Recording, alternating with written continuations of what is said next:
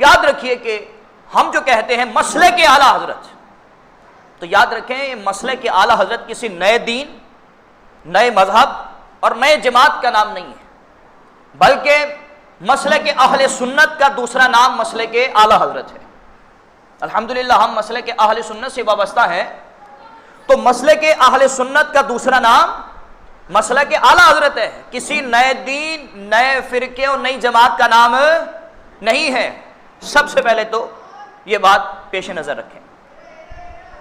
اور جہاں تک مسلک اہل سنت کی بات ہے تو مسلک اہل سنت وہ مسلک ہے، وہ دین ہے جو دین سرکار دو عالم صلی اللہ تعالی علیہ وآلہ وسلم لے کر آئے۔ بہت سے لوگ اپنے آپ کو اہل سنت کہتے ہیں کہ جی ہم اہل سنت ہیں، اپنی مساجد کے باہر بھی لکھواتے ہیں، لیکن ان کے عقائد و نظریات دین متین کے مطابق نہیں ہوتے، ان کے عقائد و نظریات اس شریعت کے مطابق نہیں ہیں جو شریعت حضور علیہ الصلوۃ والسلام لے کر آئے۔ یہ یاد رکھیے گا۔ اور جہاں تک مسلک اعلیٰ حضرت کی بات ہے تو مسلک اہل سنت کا دوسرا نام کیا ہے؟ مسلک اعلیٰ حضرت۔ اب ذہن میں یہ سوال پیدا ہوا کہ مسلک اعلیٰ حضرت کا یہ مسلک اعلیٰ حضرت یہ نام یہ کس طرح معرض وجود میں آیا، کس طرح معرض وجود میں آیا؟ تو یاد رکھیے گا باقاعدہ طور پر اس کا پس منظر ہے۔ ہم جو کہتے ہیں نا مسلک اعلیٰ حضرت زندہ باد، تو ویسے نہیں کہتے ہیں، اس کا پس منظر ہے۔ وہ پس منظر کیا ہے؟ اعلیٰ حضرت امام اہل سنت ایسے دور میں پیدا ہوئے جس دور میں گمراہیت پھیل رہی تھی، ہر طرف گمراہیت تھی، قادیانیت عروج پر تھی۔ مرزا غلام احمد قادیانی جو اپنے آپ کو مسلمان کہا کرتا تھا، اس نے نبوت کا دعویٰ کر دیا کہ جی میں نبی ہوں، معاذ اللہ ثم معاذ اللہ۔ اور فتنہ قادیانیت کے علاوہ بھی گمراہیت، بد مذہبیت عروج پر تھی۔ اعلیٰ حضرت اس دور میں پیدا ہوئے، اور اس دور میں کیا تھا کہ حضور علیہ الصلوۃ والسلام کو اللہ تبارک و تعالیٰ نے علم غیب سے نوازا ہے، قرآن سے بھی ثابت ہے اور حضور علیہ الصلوۃ والسلام کی متعدد احادیث سے بھی ثابت ہے۔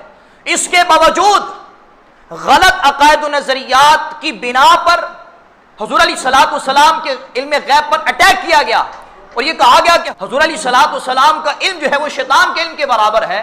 تو پھر اس وقت اعلیٰ حضرت امام اہل سنت نے اپنی تقریر کے ذریعے اور بالخصوص اپنے قلم کے ذریعے گمراہیت کو ہٹایا، گمراہیت کا، اور وہ لوگ جو اپنے آپ کو مسلمان کہا کرتے تھے اور غلط عقائد و نظریات کی ترویج کر رہے تھے اور حضور علیہ الصلوۃ والسلام کے علم غیب پر اٹیک کر رہے تھے، ان کو جواب دیا، اور اس کے حوالے سے ایک رسالہ لکھا جس کا نام ہے الدولۃ المکیہ بالمادۃ الغیبیہ۔ یہ اعلیٰ حضرت نے رسالہ لکھا، اور اس میں باقاعدہ طور پر اعلیٰ حضرت امام اہل سنت نے قرآن و احادیث سے حضور علیہ الصلوۃ والسلام کا علم غیب ثابت کیا۔ اس کے علاوہ جب بد مذہبوں نے یہ کہا کہ جی حضور علیہ الصلوۃ والسلام کے نام نامی اسم گرامی کو سن کر جو ہے وہ انگوٹھے نہیں چومنے چاہیے، اس کا بھی اعلیٰ حضرت امام اہل سنت نے جواب دیا، رسالہ لکھا، کتاب لکھی۔ اس کا نام کیا ہے؟ اعلیٰ حضرت نے وہ رسالہ لکھا، اس کا نام یہ ہے منیر العین فی حکم تقبیر الابہامین۔ اس کے بعد الحمدللہ ہم یا رسول اللہ کہنے والے ہیں، ہم یا غوث اعظم کہنے والے ہیں، ہم یا داتا یا خواجہ کہنے والے ہیں، الحمدللہ۔ اس پر بھی اٹیک ہوا کہ اللہ کے علاوہ کسی کو نہ پکارو، لوگوں کے اذہان کو خراب کرنے کی کوشش کی گئی۔ اس موقع پر اعلیٰ حضرت نے اپنا قلم اٹھایا اور ایک رسالہ لکھا، اور اس رسالے کا نام ہے انوار الانتباہ فی حل نداء یا رسول اللہ۔ اس رسالے میں اعلیٰ حضرت نے قرآن و حدیث سے جواب دیا کہ قرآن سے بھی ثابت ہے اور حضور علیہ الصلوۃ والسلام کی متعدد احادیث سے ثابت ہے کہ حضور علیہ الصلوۃ والسلام کو یا رسول اللہ کہا جا سکتا ہے، یا غوث اعظم کہا جا سکتا ہے، یا داتا یا خواجہ کہا جا سکتا ہے۔ اسی طرح یہ بھی کہا گیا کہ جی تم کہتے ہو کہ مردے سنتے ہیں، مردے نہیں سنتے، لہٰذا جب اپنے والدین کو دفنا دو تو قبر پہ جانے کی عادت نہیں ہے، جب وہ سنتے ہی نہیں ہیں، یہ کہا گیا۔ تو پھر اعلیٰ حضرت امام اہل سنت نے جواب دیا اور رسالہ لکھا، اس رسالے کا نام ہے حیات المواد فی بیانی سماع الاموات۔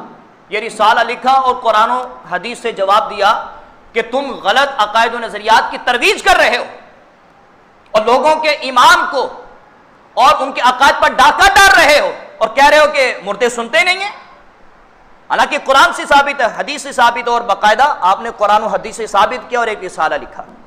اسی طرح وہ دور ایسا دور تھا کہ جس دور میں یہ بھی کہا گیا کہ حضور علیہ الصلوۃ والسلام شفاعت نہیں کروائیں گے، حضور علیہ الصلوۃ والسلام مختار نہیں ہیں، حضور علیہ الصلوۃ والسلام کے پاس کوئی اتھارٹی نہیں ہے کہ وہ کل بروز قیامت اپنے امتیوں کی اور اپنے غلاموں کی شفاعت کروائیں گے۔ تو پھر اعلیٰ حضرت امام اہل سنت نے قلم اٹھایا، جواب لکھا، رسالہ لکھ دیا۔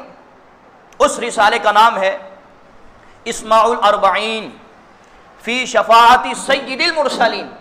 رسالہ لکھا اور قرآن و حدیث سے ثابت کیا کہ تم جھوٹے ہو، تم لوگوں کے ایمان، تم لوگوں کے عقائد پر ڈاکہ ڈال رہے ہو، حالانکہ قرآن سے بھی ثابت ہے اور حضور کی متعدد احادیث سے ثابت ہے کہ کل بروز قیامت حضور علیہ الصلوۃ والسلام اپنے غلاموں کی، اللہ کے بندوں کی شفاعت کروائیں گے۔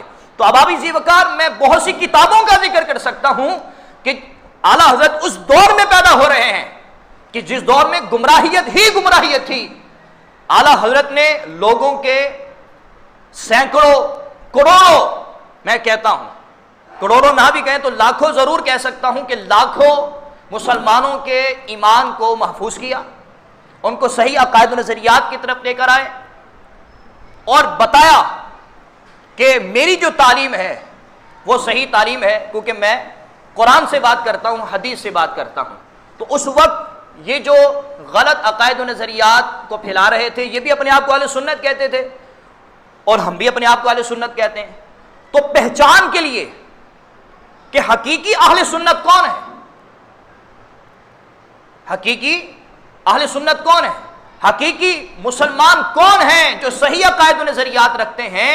اب چونکہ اعلیٰ حضرت امام اہل سنت نے مسلک اہل سنت کی تجدید کی، یہ اعلیٰ حضرت کا کارنامہ ہے، اسی وجہ سے ہم مسلک اہل سنت کو مسلک اعلیٰ حضرت کہتے ہیں۔